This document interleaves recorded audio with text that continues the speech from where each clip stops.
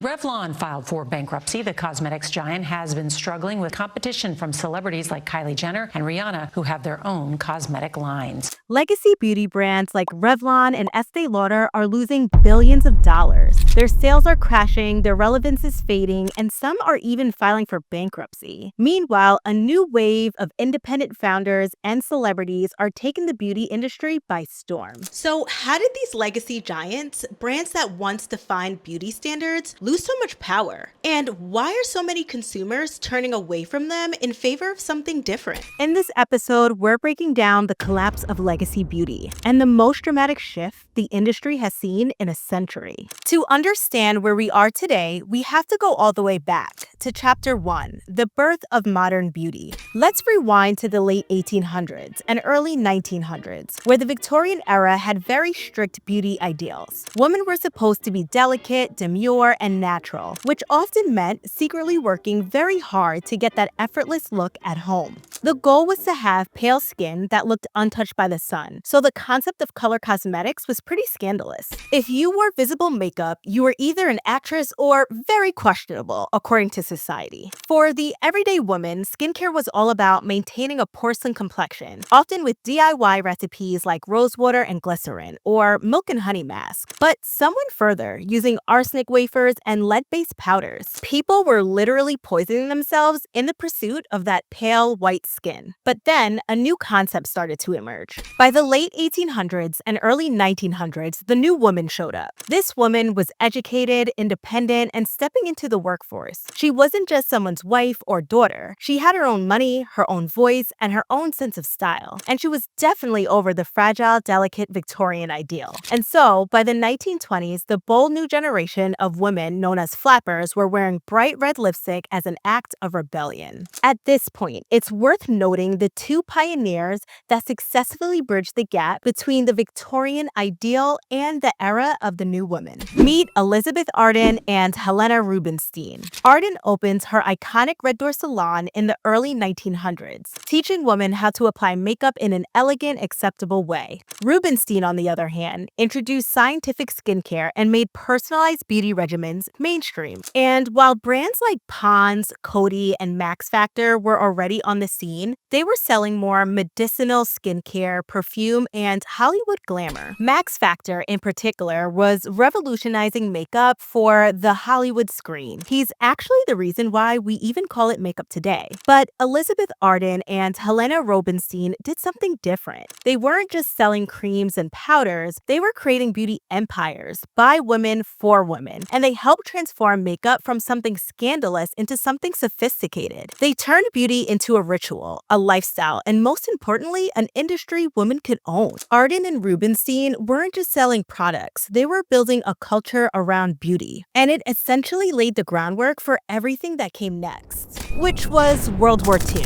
With men off at war, women stepped into factories and office jobs. And even in overalls, they wore bright red lipstick, part morale booster, part power move, part patriotic duty. Red lipstick was no longer just for the bold, fearless flappers, the ones who danced at jazz clubs and wore short skirts. It had become a symbol of resilience and strength. But how did an industry that women helped pioneer and where they once held some of the biggest seats at the table start to shift toward ownership by men? Chapter 2. When beauty became bigger business. By the 1940s, the beauty industry wasn't just about creams and powders. It was big business. Women were wearing makeup openly and unapologetically, at work, at home, and in public life. The demand was there, and anytime there's big demand, there's capitalism. And this is where the men came out to play. In 1932, Charles Revson, along with his brother Joseph and a chemist, Charles Lackman, founded Revlon. Now, Charles wasn't a makeup artist or scientist. He was a salesman. He saw an opportunity to bring bold, opaque nail enamel to the mass market, mimicking the high shine polish you could only get in salons. But he didn't stop there. Revson turned Revlon into a glamour machine, pairing matching lipsticks and nail polishes and running the first color ads in high-end magazine. The woman they were selling to wasn't shy, she was powerful. Revson treated beauty like fashion, fast-moving, aspirational, and trend-driven. and it worked. Revlon became the blueprint for modern beauty marketing. At the same time, you had Estée Lauder, who, yes, was a woman, but her husband Joseph Lauder and son Leonard played a big part in building the empire. Estée started small in 1946, mixing creams in her kitchen and demonstrating them in salons. She believed women would buy if they experienced the product firsthand. But it wasn't just her charm, it was strategy. Her husband Joseph handled operations while Estée mastered the upsell. And their masterstroke, the gift with purchase. They flipped the department store model, bringing beauty directly to women through samples and gifts. And it worked. By the 1950s, Estée Lauder was on Saks Fifth Avenue shelves and expanding fast. Which brings us to Chapter 3. Beauty gets bigger, but less personal. After Estée Lauder's rise in the 1950s, beauty only got bigger. Legacy brands like Revlon went mass market, focusing on drugstore accessibility and celebrity endorsements. And Estée Lauder expanded under her son Leonard's leadership into an umbrella company, acquiring new brands like Clinique and MAC Cosmetics. At this point, beauty started to move out of the salons and into more drugstores, department stores, and eventually specialty retailers like Sephora and Ulta. As beauty became big business, it also became safer and easier to access. Governments started regulating cosmetics, brands invested in science, and women no longer had to worry about lead-based powders or arsenic tonics, for the most part. By the late 20th century, cosmetic-grade ingredients were easier to source. Products were safer, and beauty wasn't just for the elite or the daring anymore, it was for everyone. But as these legacy brands scaled up, something got lost. Innovation slowed, authenticity faded, and that opened the door for a new generation of independent founders and celebrity brands to step in and rewrite the rules. Chapter 4. Indie founders take the lead. By the early 2000s, the beauty industry was at a major turning point. For decades, the standard of beauty had been controlled by legacy brands. The large traditional companies like Estée Lauder and Revlon. They pushed the idea that Eurocentric features were ideal, and lighter skin tones was something to be desired. But behind the scenes, power in the beauty industry was beginning to shift, and a new generation of founders was stepping up. These were people who didn't look or think like the old guard. They were estheticians, makeup artists, and skincare obsessives who had spent years listening to real people, spotting the gaps legacy brands ignored and deciding to fill them. One of the first to rewrite the rules was Leslie Blodgett. In the mid-1990s, long before influencer marketing or viral social media, she took a struggling mineral makeup brand called BareMinerals and turned it into a phenomenon. Instead of relying on flashy ad campaigns, Leslie connected directly with consumers, appearing on QVC to demo the products and build trust. She proved that clean, minimal makeup could deliver serious results without the heavy-handed marketing legacy brands were known for. Leslie's success laid the groundwork for the indie beauty movement we know of now. And while BareMinerals was eventually acquired by Shiseido, by then, Leslie had already forced legacy beauty to start adapting. But this time, they weren't leading the shift, they were scrambling to buy their way back in.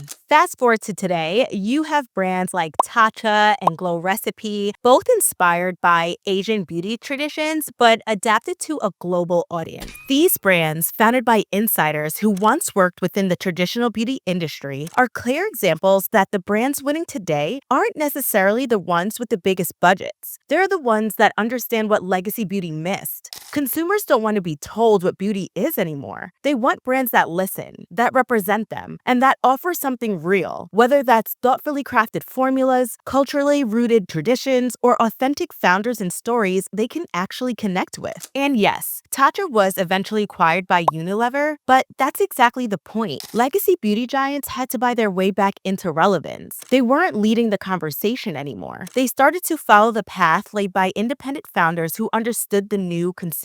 And then came Fenty Beauty, the brand that shook the entire industry. In 2017, Rihanna launched Fenty Beauty, and this wasn't just another celebrity vanity project. This was a full-fledged beauty brand that immediately made legacy beauty companies look out of touch. While Fenty Beauty was launched under LVMH, it wasn't treated like another legacy beauty line. Rihanna brought something the industry had been missing for decades: authenticity and representation. In result, Fenty launched with 40 Shades decades of foundation, something most legacy brands had long claimed wasn't possible or profitable. That moment exposed an ugly truth. Legacy beauty had been leaving entire communities out for years. It seemed like Rihanna's success changed the blueprint overnight. No longer were celebrities just faces in ad campaigns. They were founders and visionaries of their own brands. After Fenty, more celebrity founders entered the space. Selena Gomez with Rare Beauty, Pharrell with Human Race, and Alicia Keys with Keys Soul Care. And these weren't vanity projects. They were purpose-driven brands built on authenticity, inclusivity, and connection.